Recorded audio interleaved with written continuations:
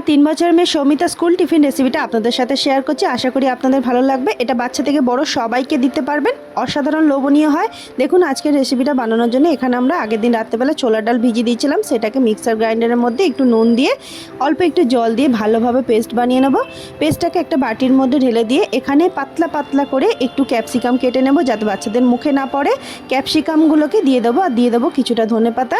আর এখানে ঝালের জন্য গোলমরিচ ইউজ করেছিলাম, আপনার বড়দের জন্য কাঁচা লঙ্কা ইউজ করতে পারেন। একটু হলুদ গুঁড়ো, ভাজা জিরের গুঁড়ো দিয়ে ভালোভাবে মিশ্রণটাকে মিশিয়ে নেব।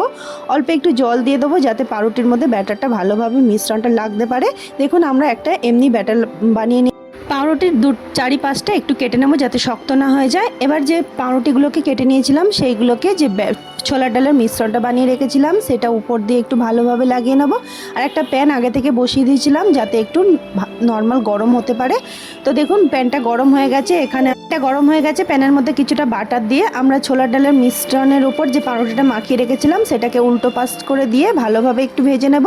ভেজে নেওয়ার পর আমরা উপর দিয়ে আবারও ব্যাটারটাকে লাগিয়ে নেব যাতে উল্টো পাশটাও সমান মিশ্রণ লাগে, তো টেস্টটা আরও ভালো হয়। তো এমনিভাবে দুটো পাশটা ভালোভাবে লাগিয়ে বাটার দিয়ে ভালোভাবে সেঁকে নিয়েছিলাম। অসাধারণ টেস্ট হয়। বড়দের জন্য বানালে কাঁচা লঙ্কা ইউজ করতে পারেন।